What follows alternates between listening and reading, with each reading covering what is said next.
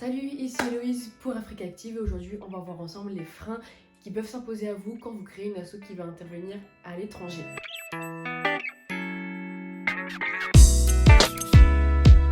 Par exemple, nous c'est ce qu'on fait avec Afrique Active, on est basé en France mais on intervient du coup, vous l'avez compris, en Afrique. Forcément, on va avoir quelques contraintes, notamment logistiques, qui vont s'imposer à nous quand on va vouloir faire nos actions. Donc voilà, on va voir ensemble ce que vous pouvez faire pour intervenir à l'étranger plus facilement. Le premier frein que vous allez pouvoir avoir, ça va être au niveau de la logistique et de l'envoi de matériel. Quand on n'a pas les contacts pour envoyer plus facilement, ça va pas être forcément facile, même s'il y a plusieurs manières d'envoyer du matériel. Je pense notamment à passer par la poste, parce qu'on va appeler des GP, ça c'est plutôt pour l'Afrique, ou alors par d'autres associations, je pense notamment à Aviation Sans Frontières qui dans certains cas peut vous permettre d'envoyer du matériel. Mais bon, il y a aussi beaucoup d'autres moyens qui permettent d'envoyer du matériel, que ce soit en Afrique ou sur d'autres continents, peu importe. Mais ça va pas être forcément facile parce que par exemple la douane peut poser problème dans certains cas. Et aussi selon l'endroit où vous envoyez et l'efficacité des services postaux dans les deux pays, ça peut prendre du temps, il faut le savoir. Par exemple en France, je sais que nous, la Poste, quand ils nous disent ouais ça va prendre 2 semaines pour envoyer un colis, ça prend un mois. Voilà, ça prend un mois.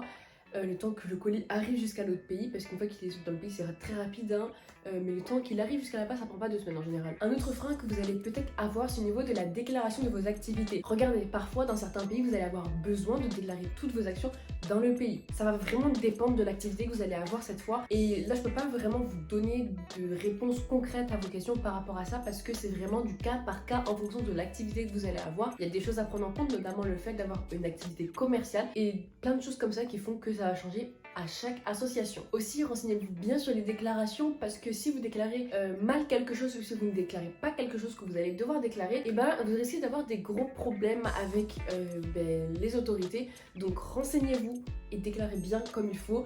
En général, tout est expliqué. Si vous envoyez du matériel, si vous passez par exemple par la poste, ils vont vous expliquer comment faire. Ils vous disent bon vous avez telle déclaration de douane à faire, ça se fait très rapidement, c'est expliqué, mais quand même renseignez-vous parce qu'on ne sait jamais. Aussi dans certains cas, c'est plus pertinent de déclarer l'association uniquement à l'étranger et pas en France si vous agissez uniquement à l'étranger. Donc renseignez-vous sur ce qui pourrait être le plus avantageux pour vous, parce que comme ça vous permettra parfois d'avoir moins de taxes, même si en général pour les associations il n'y en a pas. Enfin renseignez-vous, ou alors envoyez-nous un petit message sur Instagram, on répondra à vos questions. Un autre frein qu'il va y avoir, ça va être la monnaie, parce que dans certains pays on ne fonctionne pas en euros, et ça peut poser problème pour le paiement et l'envoi du fret, parce que par exemple il y a certaines banques qui n'autorisent pas de faire des virements ou de payer dans d'autres devises, ou alors il y a vraiment des très gros frais.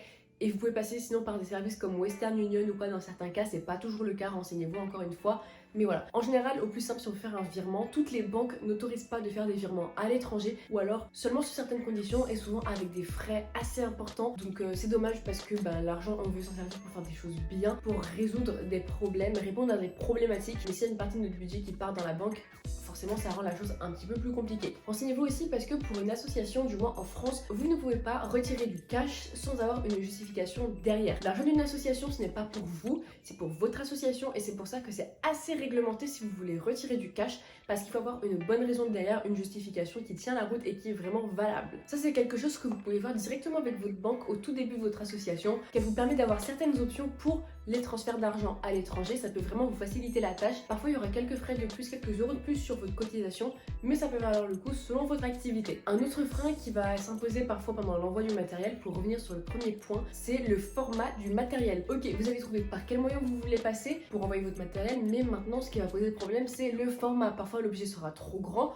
ou alors dans une forme pas très pratique, ou alors trop lourd, et ça peut encore poser problème. Donc renseignez-vous parce que parfois certains types d'envoi d'acheminement seront plus adaptés selon ce que vous voulez envoyer. Et voilà, on a fait une très courte vidéo sur les freins qui peuvent exister quand vous voulez avoir une asso qui agit à l'étranger. Si la vidéo vous a plu, n'hésitez pas à la liker, à commenter votre expérience de président d'association et aussi à partager la vidéo à vos amis qui veulent créer une association. N'oubliez pas aussi de vous abonner et d'activer la cloche pour ne rien rater de la série de vidéos sur la création d'associations. Venez aussi nous suivre sur toutes nos autres plateformes, tous les liens seront dans la description et comme ça vous pourrez continuer l'aventure avec nous. C'était Héloïse pour Afrique Active, à très bientôt.